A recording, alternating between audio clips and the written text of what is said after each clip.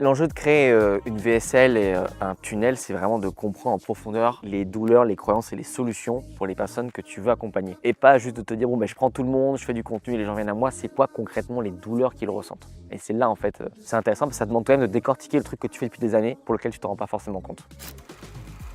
Il n'y a pas besoin de courir 10 km par jour sur un tapis, il n'y a pas besoin de faire des séances de muscu d'1 h 30, c'est l'enfer sur Terre. En fait, regarde tout un tas de sportifs dans le monde, regarde tout un tas de populations dans le monde qui font même pas de sport. C'est parce qu'en fait le corps humain est bien foutu et il est capable de brûler des graisses et de se relancer tout seul si tu lui donnes juste la bonne impulsion. Cette bonne impulsion, elle prend peut-être 15, 20, 30 minutes, 3 fois par semaine et c'est largement suffisant. Mais la plupart des gens se butent à la salle toute la journée parce qu'ils se comparent à des sportifs de haut niveau ou à des gens qui n'ont rien compris au fonctionnement du corps humain. Parce que si tu comprends comment fonctionne le corps humain, tu comprends qu'en 3 fois 20 minutes, tu peux réactiver ton métabolisme et redonner à ton corps la puissance qu'il avait quand tu avais 20 ans.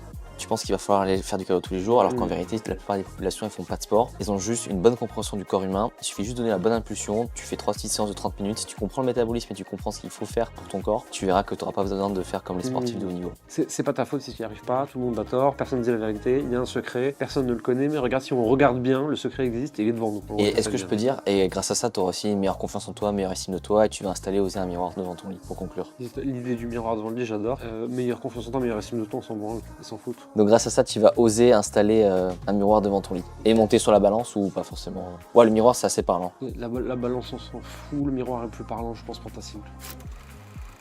Douleur 2, je ne suis pas un exemple pour mon entourage, client, conjoint, équipe, famille, enfant. Enfant beaucoup. Mais moi, j'ai pas. Enfant conjoint. Tous mes clients n'ont pas d'enfants.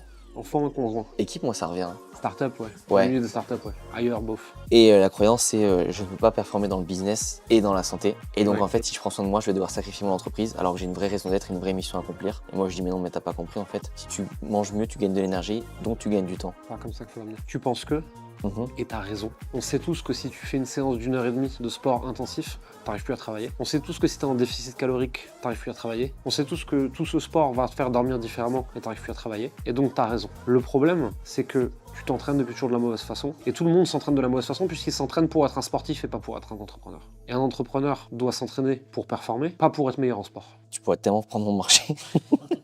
Et un entrepreneur s'entraîne pour être plus. Performant en tant qu'entrepreneur, pas pour être un sportif. J'ai l'impression de découvrir le marketing avec toi, Jérém. Quand je ferai 200K par mois, cette vidéo ressortira en disant putain, Flavio, il était loin. Jérém a retourné le crâne. C'est pas compliqué, il s'est posé. J'avais l'impression d'avoir, tu sais, genre Mister VSL. Il m'a tout expliqué pas par pas. Et en fait, j'ai l'impression qu'il connaissait mieux son business que moi. C'est pour ça aussi que c'est cool des fois d'avoir d'autres personnes qui nous donnent des conseils. Parce que parfois, tête dans le guidon, c'est cliché, mais c'est vrai, on se rend pas compte des évidences qui sont vraiment là, paf, comme ça, en gros, sous le nez. Tu n'es pas un exemple pour ton entourage, ton conjoint, tes enfants et peut-être même tes équipes. Ouais. Tu penses. T'es pas un exemple pour ton entourage, on peut aller plus loin là-dedans en fait. Parce que Ouais, je t'écoute. un exemple pour ton entourage, foncièrement s'en branle. Et ils s'en foutent aussi. Ils te disent qu'ils s'en foutent pas, mais en fait ils s'en foutent. Le sujet il est plus profond que ça en fait. C'est vu que je ne suis pas un exemple pour mon entourage parce que je fais n'importe quoi avec ma santé, quand eux font n'importe quoi avec la leur et je suis terriblement inquiet pour eux, je ne peux pas leur dire quoi que ce soit. De quel droit de toute façon je leur dirai quoi que ce soit. Et en fait c'est là. C'est lead by example, c'est ça. C'est en tant qu'entrepreneur, je veux être un exemple parce que l'exemple me permet de donner des leçons et d'aider les gens. Et c'est ça ma mission. Et si je veux aider mes proches, les gens que j'aime, ma famille, mon enfant, mes potes, mon équipe, à prendre mieux soin d'eux, alors que moi, je suis en train de transformer mon corps en poubelle, de quel droit est-ce que je pourrais dire quelque chose? Donc je vois les gens que j'aime le plus au monde se détruire, et je peux juste fermer ma gueule.